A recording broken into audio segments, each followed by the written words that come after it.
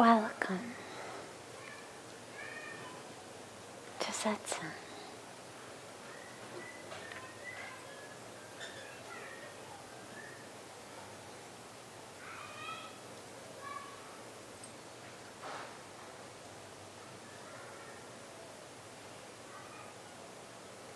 So beautiful to gather together in this sacred space at this sacred time.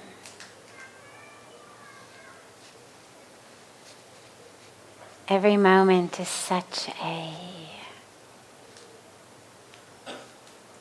precious, precious opportunity to dive into the present and to just allow ourselves to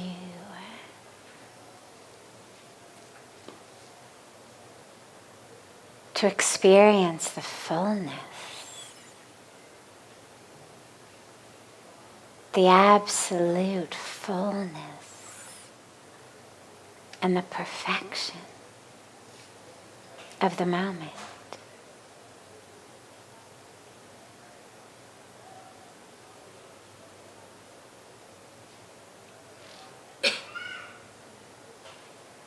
And what a joy, what a blessing to be in this moment together.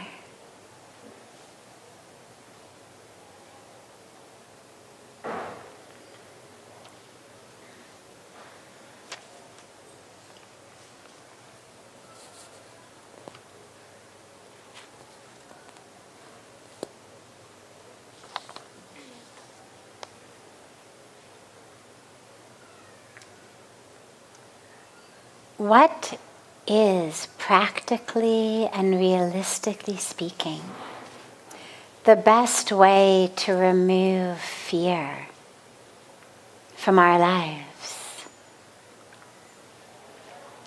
Well, it's important to realize we don't actually need to remove fear from our lives. Fear is actually a good thing. Fear is that which keeps us from getting a little too close to the ledge. Just keeps us back an extra inch or two. Fear is that which prevents us from doing things that might give us a huge adrenaline rush in the moment, but pose a great risk to our physical lives. Fear is that which kept our ancestors alive long enough to reproduce and have us. If our ancestors were not afraid when they felt the earth vibrate with the hooves of a band of wild elephants, or when they heard the roar of a distant lion or tiger, they wouldn't have stayed alive long enough to procreate and have us. We are the direct offspring of those who were afraid enough to get out of the way. Those who were afraid enough of the coming winter to build a shelter, to put away food, to make sure there was wood for a fire. Those who were afraid enough of heights to stay back from the ledge, who were afraid enough of deep water not to go swimming in the middle of the ocean and get eaten by sharks. So it's important to realize that fear on many levels actually is our friend. It's a very pro-life experience. Fear is that says, hey, wait, more than I want to have that experience. I actually want to stay in my body. Fear is a good thing. The problem is when it paralyzes us. Fear for the danger to the physical body is good. The problem comes when it's fear to the ego that paralyzes us. So we've got this great thing that God gave us called the sympathetic nervous system. It's what we call the fight or flight or freeze nervous system. There's a wild elephant coming, there's a tiger coming, there's a lion coming, there's something that is threatening my life, or somebody comes in through that door with big, shotguns. Well, something's going to happen to all of us, which is our heart rate is going to increase. Our blood pressure will go up. Our palms will get all sweaty. All of the blood from inside our bodies will rush into our arms and our legs, allowing us to quite literally fight or run away. It's what we think of simplistically as that rush of adrenaline, right? You hear stories of 100-pound mothers lifting cars off of their newborns, or walking all night long, carrying a child on their backs. Feats that you would think there's no way she could have done it. But with that rush of the Shakti of the being, in that sympathetic nervous system, all of the energy of my body is rushing into my arms and legs. Suddenly we have strength, we have speed that we never thought of. It's a great thing.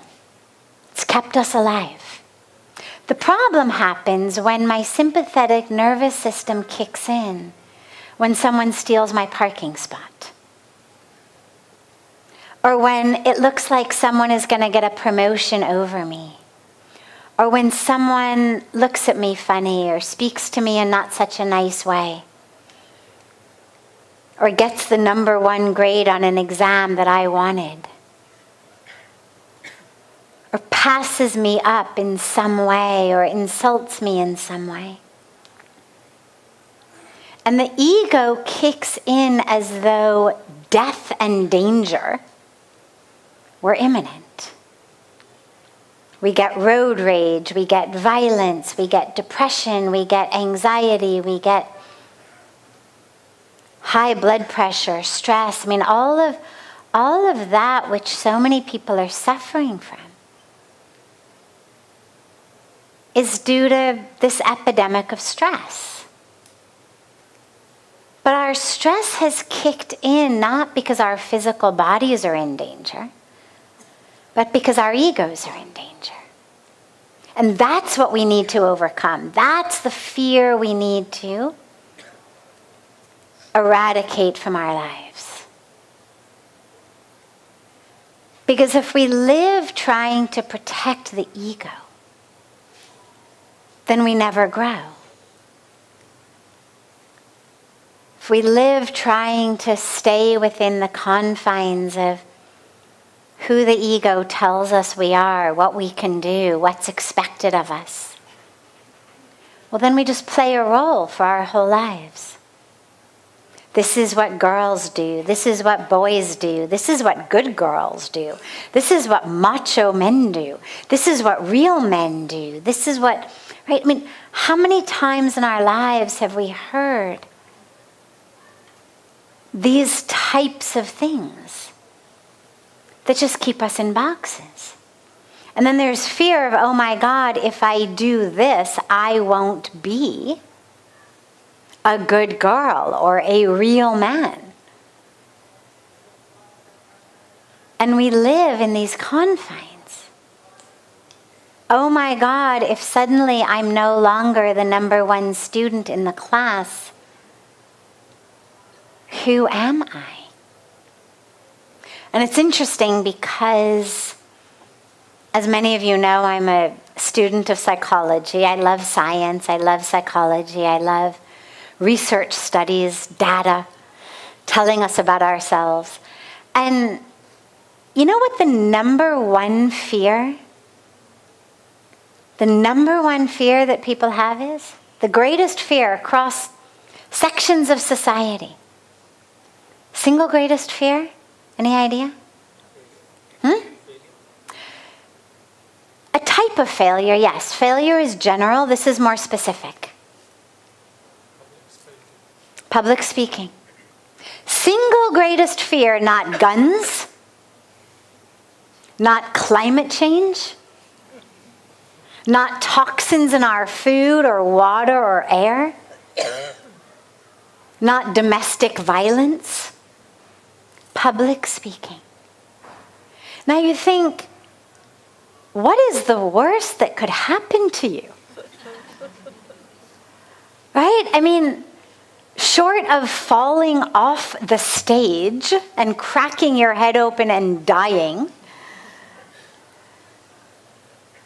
but they don't usually make you public speak from the edge of the stage, right? There's usually some kind of a podium or something.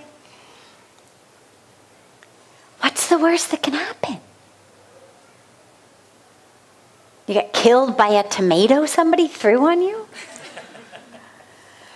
I mean, the worst that can happen.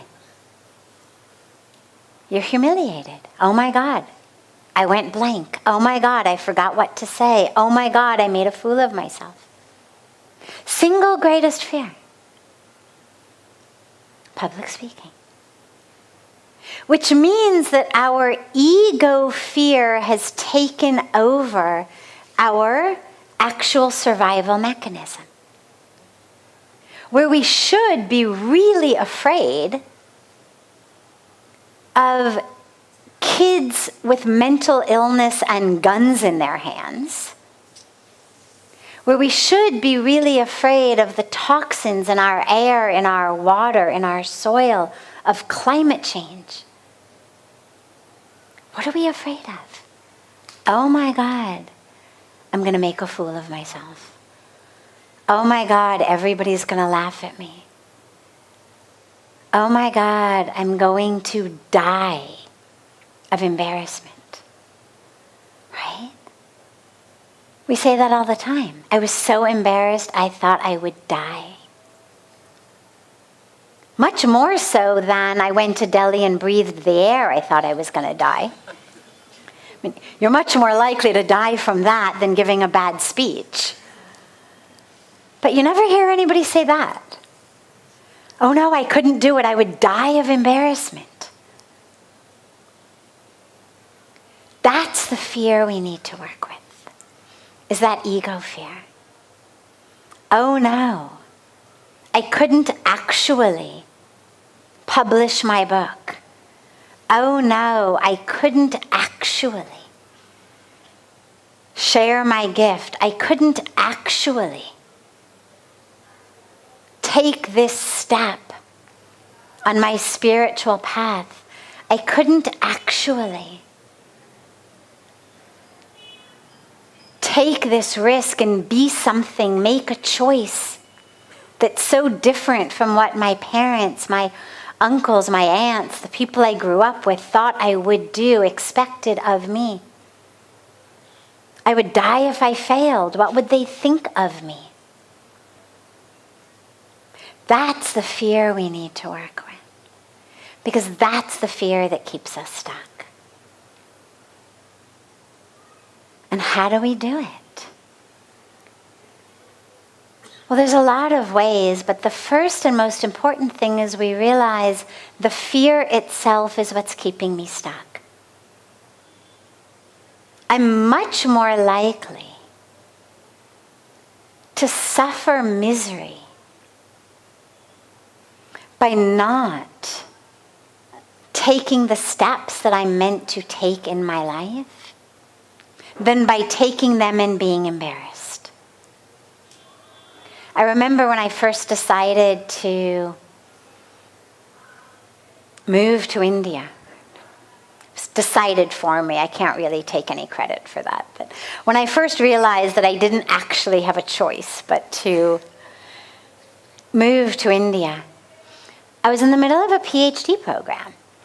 And everyone said to me, well, make sure you finish the degree first. Like, get yourself settled, work for a year or two, make a name for yourself. Then you want to go off and do some Peace Corps thingy. I mean, everybody thought this was just a phase. You know, go off and do something, and it's all right. But if you go now, what are people going to think of you before you finish? Before you're all settled? Before you've made a name for yourself? How are you ever going to explain this black spot on your record, as though I were going to, come back from India at some point and have a record that had this black spot of having disappeared into a spiritual world for some period of time? But what I knew was, I was much more afraid of not living the life that I knew I was meant to live than what I was going to say to somebody at some point in my life if I did go back about that period of time that I had sort of fallen off the map. In those days, without any internet or social media or whatever, it really was as though I would have just disappeared into the spiritual ether. But that didn't scare me nearly as much as not following this call of my soul. And so the first and most important thing to do is really to say to yourself, okay, what am I afraid of? Begin with what we would call Jnana Yoga. Using the mind. Usually we talk about stilling the mind, quiet the mind, but let's begin by using the mind. It's a good tool in our hands. What am I afraid of? And then say to yourself, okay, my worst fear came true. So let's take public speaking, since it's the greatest fear. So what's the fear? Fear is, okay, I'm going to humiliate myself. Then you say, fine. Assume that's happened. Assume you got onto that stage and you absolutely humiliated yourself. Then what? Well, then no one would like me. Okay. Assume that to be true. Obviously, we know it isn't true. No real friend ever let go of a friend because they made a bad speech.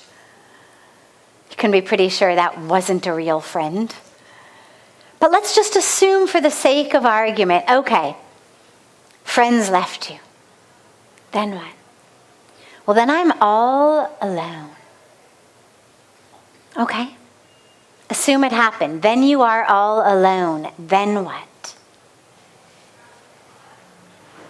Then I would cease to exist. That's usually where these sorts of fears go. If you can be very honest with yourself and don't run from the fear, but literally say, okay, whatever the worst fear is, Assume it has happened. Go there. Take it as a given. Humiliation. All my friends dropped me. Alone. Well, then I would cease to exist. And then you think, now isn't that interesting? My greatest fear is that I would cease to exist. And you can start somewhere else. What is your fear? The fear is this guy who's competing with me in the office place is going to become VP before I'm VP. That my boss is going to think that he's actually smarter than I am. Promote him over me. He'll do better than I will. I'll get left behind. Everybody else will get promoted. Okay, it happened. Everybody's promoted. You are the one left behind.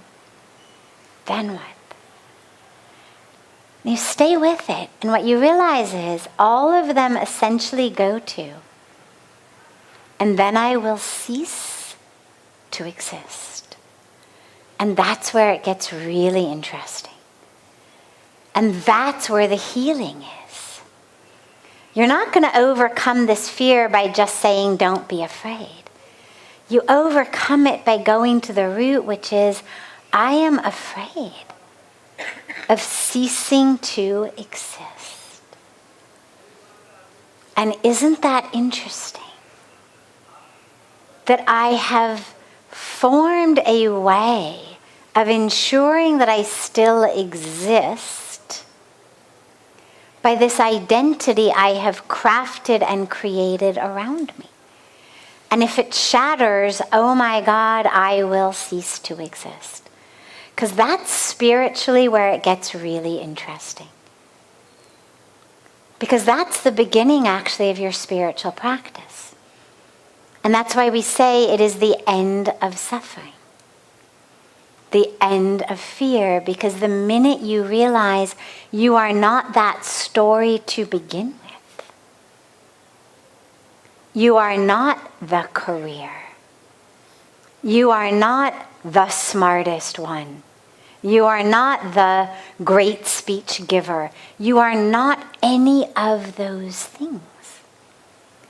So yeah, if they all fell apart and disappeared, well, then you would actually have the opportunity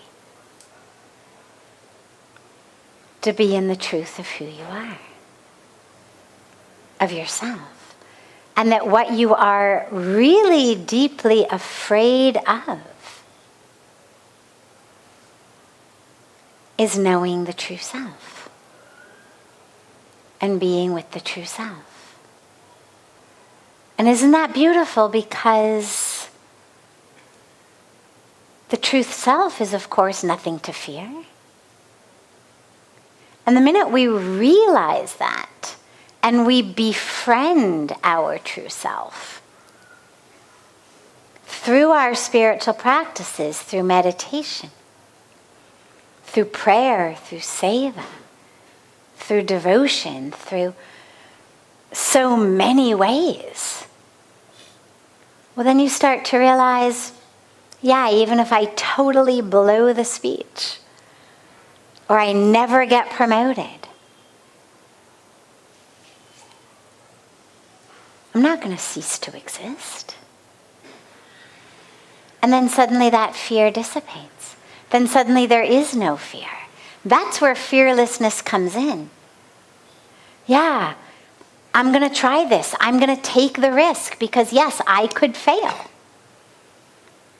But I am not hooked into the identity of the one who doesn't fail. Which means I can run the risk of failure without feeling like I will cease to exist. I can run the risk of vulnerability, of being seen. Because I know that who I am is divine. So that's the way to deal with fearlessness. It's not about push it away.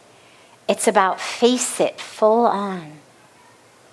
Think about the story of the Wizard of Oz, right? And this wizard who reigned terror as long as no one actually looked at him. As long as he could hide from behind the screen and project himself, he had everyone cowering in terror. But the minute he actually got seen as this little man with a projector, well, there was nothing to be afraid of anymore.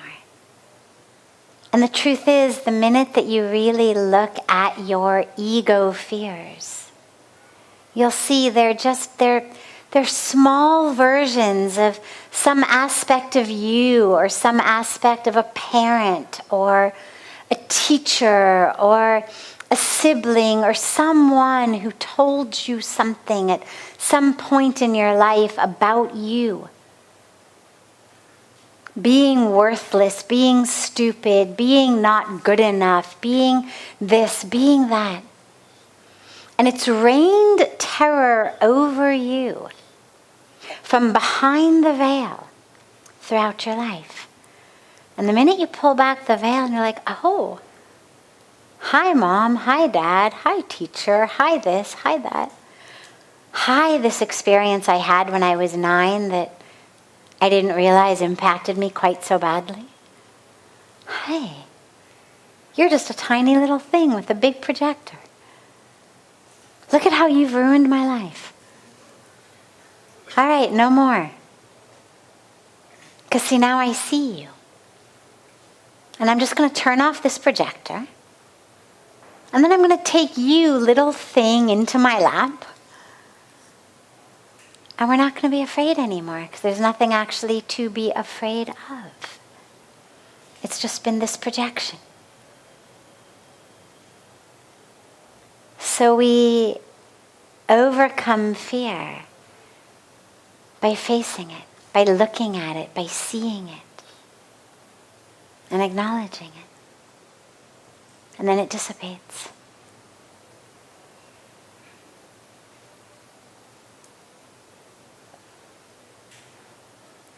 Other questions? Yes, in the back.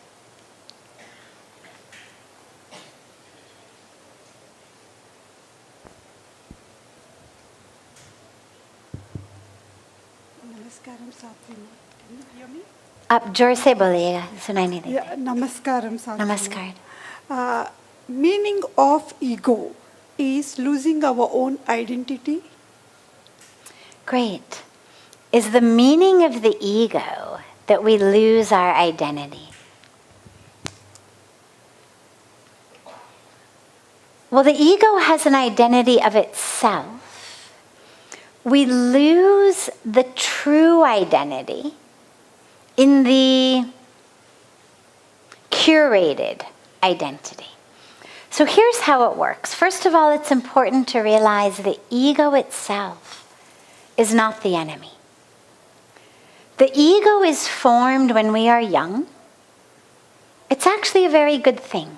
If you look at little kids, they have no idea where they end and the world begins.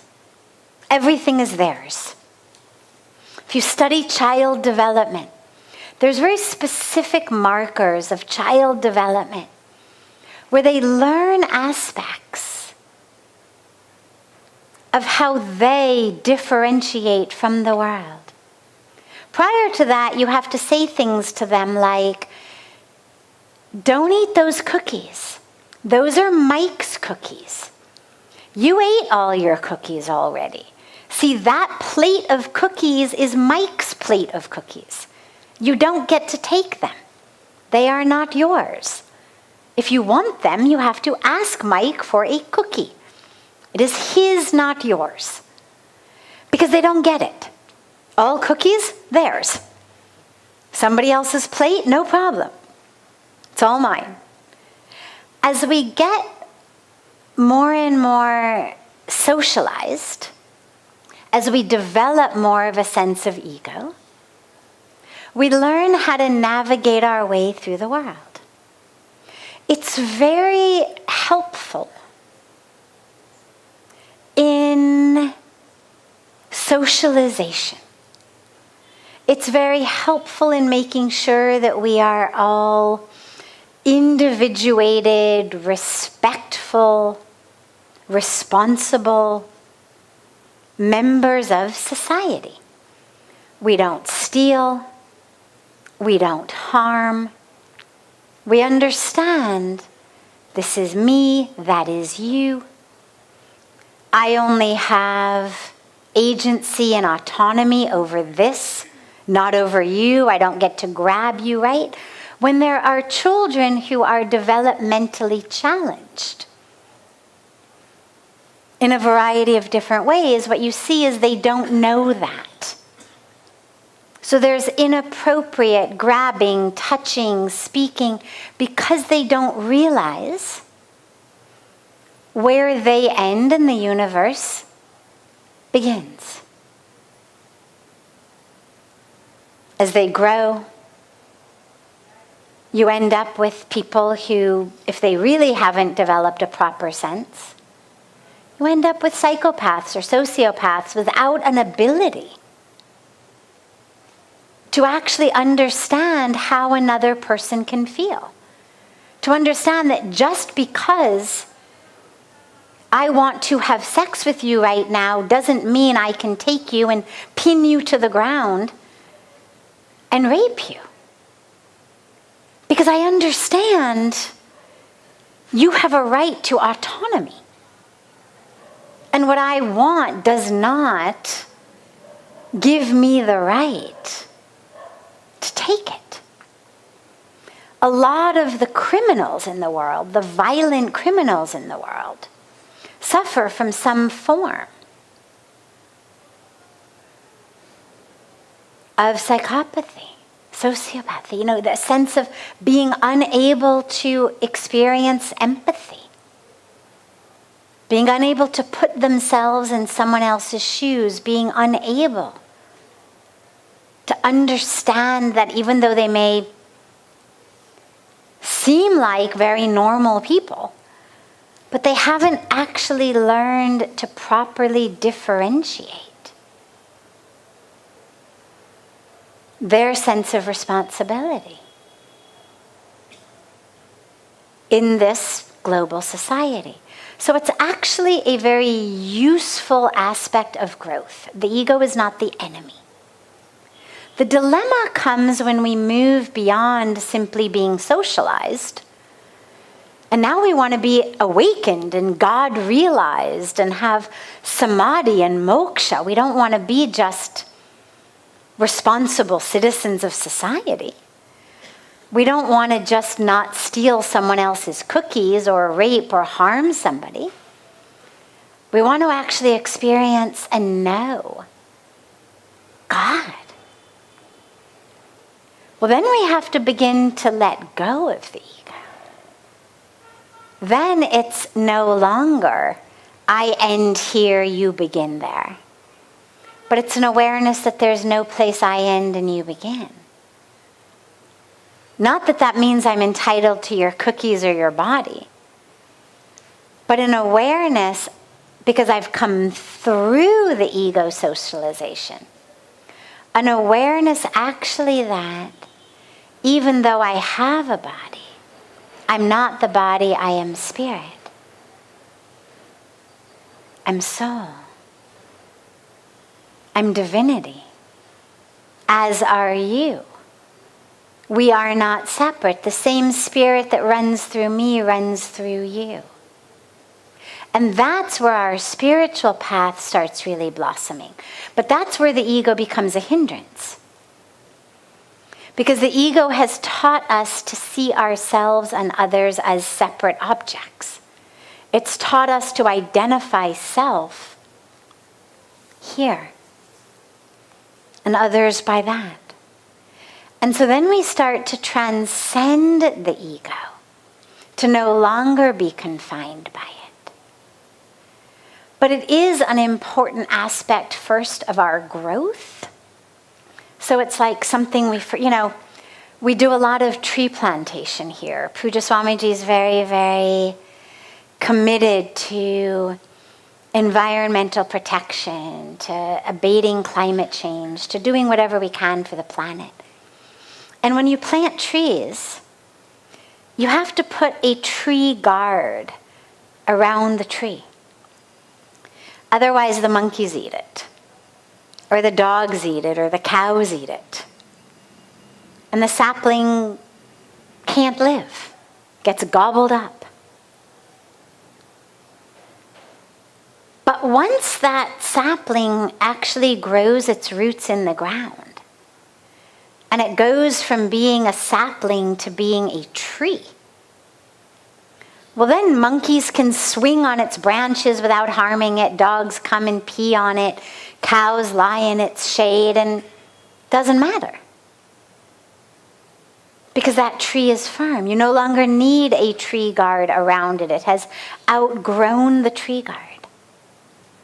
And I think of the ego sort of in that way, that it serves a purpose as we are growing to help us grow in a way that understands, this is who I am, this is what I'm becoming. But once I actually develop a real sense of anchoring and grounding, roots in myself,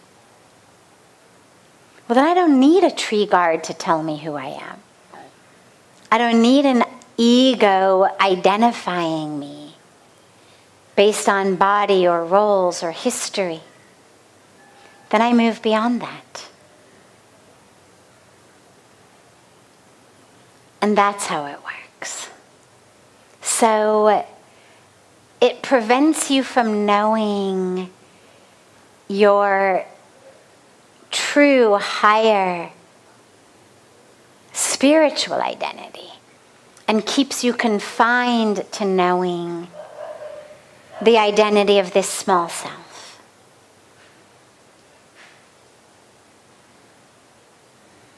Wonderful. Other questions? Yes.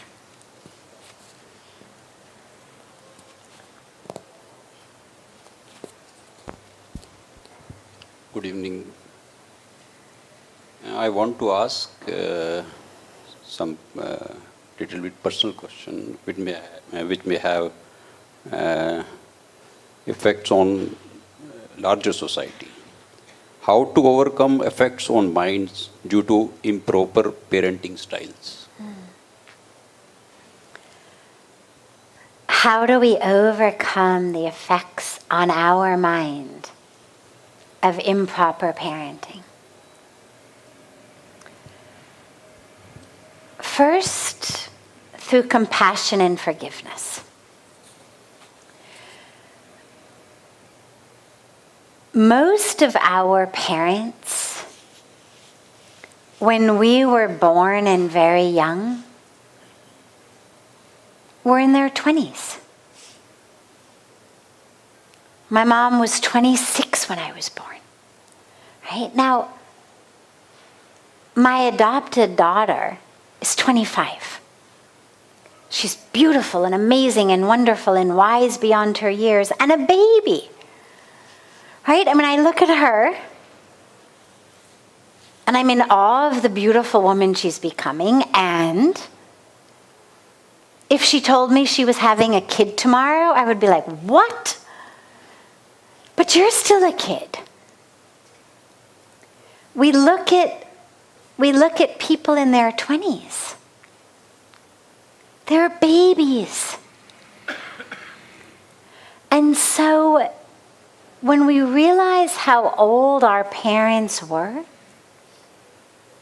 when they were giving us these impressions, these sanskaras, these impacts upon our life, it really helps to actually see how old they were. Because as children, we look at them as though they were, the wisest, fullest, divine, oldest beings on the planet who know everything. We tend not to think of them as a 20-something-year-old, scared, confused, essentially child. And so that's the first step, is that compassion and that understanding of, well, they were kids trying to figure out their own way. They were confused. If I think about, the things my mom told me, not purposely, but just because she was a young woman going through her own struggles. And of course it comes out and we learn it and we adopt it. But you look back and you think, yeah, God, she was struggling. She was confused. She was scared. She was doing the best she could. No parent wakes up in the morning and says, I know what I'm going to do. I'm going to ruin my kid's life. I'm going to abuse that little thing so badly. Nobody thinks like that. They're struggling. It's amazing. You want to do anything that really impacts society, you've got to take an exam for it. You want to drive a car, you take an exam. You want to be a teacher, you've got to get a degree and an exam.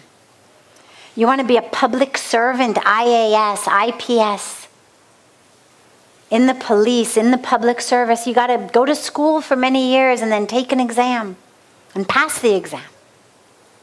But you want to be a parent, what do you have to do? Have sex. That's all you got to do. No school required, no exam required, just give in to the calls of biology momentarily. And there you are, boom, parent. So you end up with all of these people who really in many ways weren't yet ready to be parents. Hadn't actually dealt with their own stuff. But boom, pregnancy, parent. And so the way for us to deal with it, I have found, is a lot of compassion. And then a lot of forgiveness. And then a lot of awareness that just because someone told me something doesn't mean it's true. And why am I today, in my 20s, 30s, 40s, 50s, 60s, 70s, 80s, carrying the pain of something that someone in their 20s or 30s told me that wasn't true? Why have I allowed my entire life to be defined by something that wasn't true? They said it once, maybe they said it 100 times.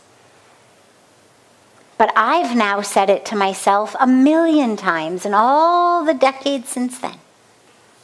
They told me I was worthless then. Well, I've spent the last 40 years proving them right.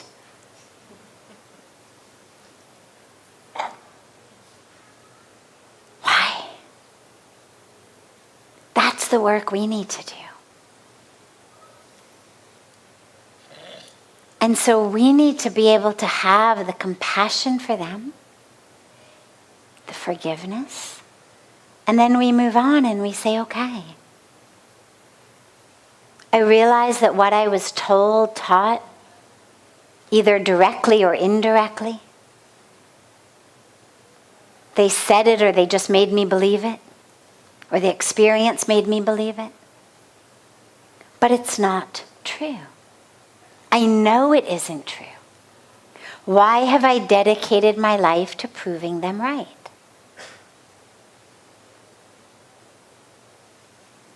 And that's the $1,000,000 question. And when we realize we don't really have an answer to that question, is when we actually stop doing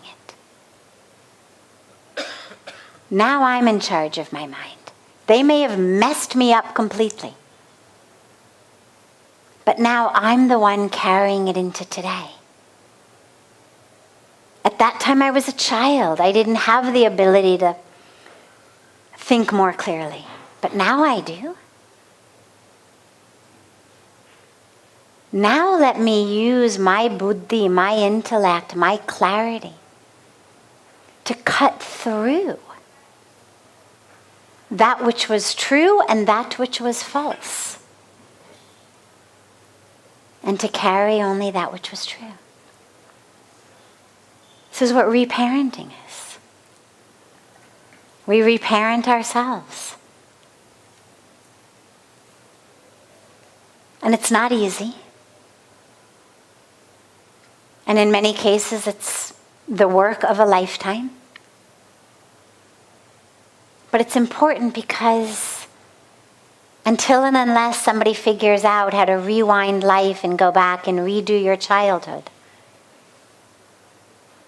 we're stuck with it. All we've got is the present moment. How am I going to address the present moment?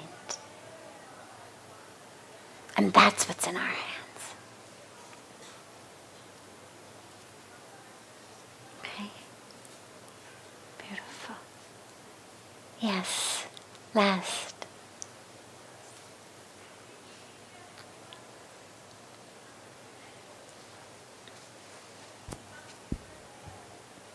Pranam Sadhviji, it's a blessing to be in your grace. We are seeing the divine feminine in the Shakti rising in the world.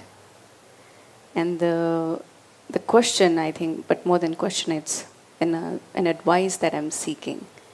How can the Shakti show up in the boardrooms and the business world today?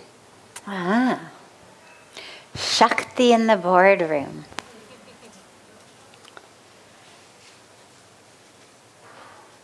So Shakti is that divine feminine energy. That energy of the mother goddess, that energy of the divine feminine. How to bring it into business and boardrooms.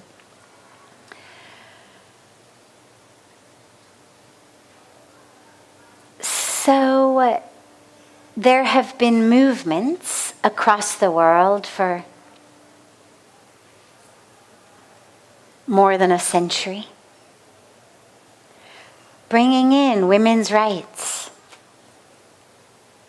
gender equality. I mean, going back to giving women the right to vote, to giving women all sorts of other types of equality. Critical, obviously. Critical stuff. Stuff that wherever it doesn't exist needs to be worked for. And we need to realize that equal doesn't mean same. And as women, as we stand up and claim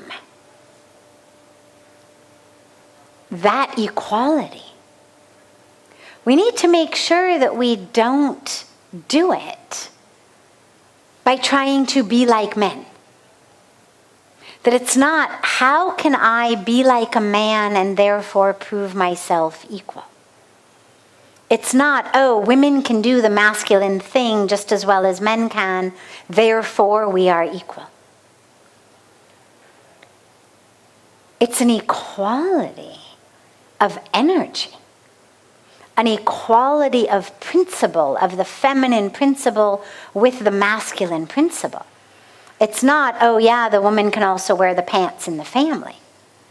It's the woman in whatever she is wearing, whatever she may have chosen to adorn her beautiful body with today, embodies that power of Shakti in the family, not just when she wears pants. And that's really important because a lot of what we see in movements for equality is women trying to prove that they can be men just as well as men can be men. And that's not what we bring to the table. we bring something so special and unique. And yeah, there's obviously a lot of overlapping skills. We've seen that in the last many decades around the STEM subjects, as more and more girls all over the world are embracing science and technology and engineering and math. And suddenly you're realizing, oh wow, look at this. Not a man's world. So there's a lot of overlapping, of course, skills and abilities that have nothing to do with gender. That we may have always thought this is what boys do. But we're learning, actually, this is what everybody can do. And as boys are going into things that we may have thought of as this is what girls do. Whether it's literature, whether it's art, whether it's music, whether it's more of the soft sciences. We realize there's no subject that's masculine or feminine.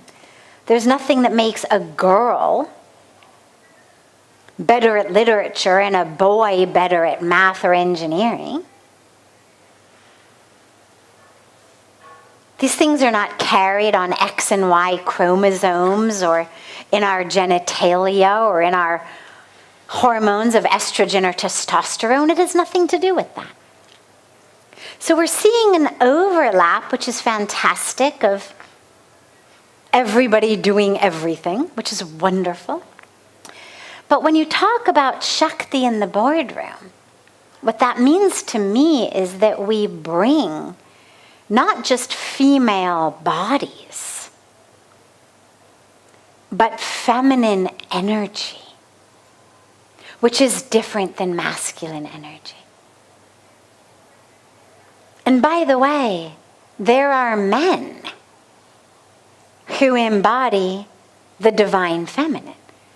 It's not necessarily a one-to-one, like only female bodies can bring in the divine feminine. But we definitely need that power of Shakti. It's an energy, more of collaboration compared to competition. It's an energy of nurturance and nourishing rather than an energy of using and abusing. So women tend to be that divine feminine principle tends to be more around nourishing rather than on decimating. I mean, and you see it when kids are little, right? The boys are the one building things and then destroying them. Stereotypically. Girls are much less likely to create, the explosion that tore down the Lego house. They're just different energies. Both are beautiful. And they're different. And so where we bring in that feminine energy is around cohesion and collaboration and nourishing and nurturing and compassion. And in business, there's certainly a place for competition and for that masculine principle energy as well. But we've got at the moment a lot more of that energy than we do of the feminine energy. And if we're going to have a world in which our planet continues to exist in a way that's healthy and sustainable, we need both male bodies and female bodies to tap into more and more of that feminine principle in them, in the place of business, in the boardroom, to make our companies sustainable, to make the models collaborative models rather than competitive models, to make the goal nourishing, nurturing, feeding, rather than separating and decimating and beating.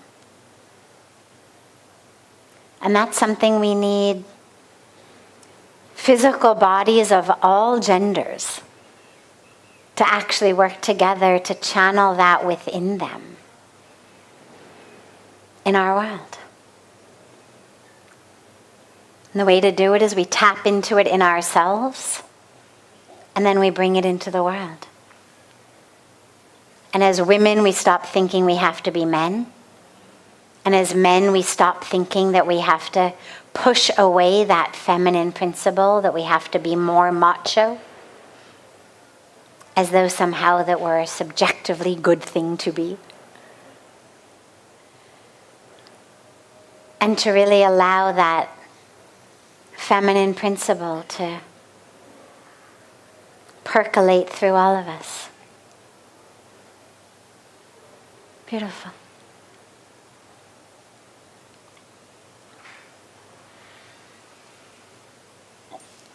Have a beautiful, beautiful rest of your evening. A beautiful day to our family joining us from all over the world. And so much love to all of you.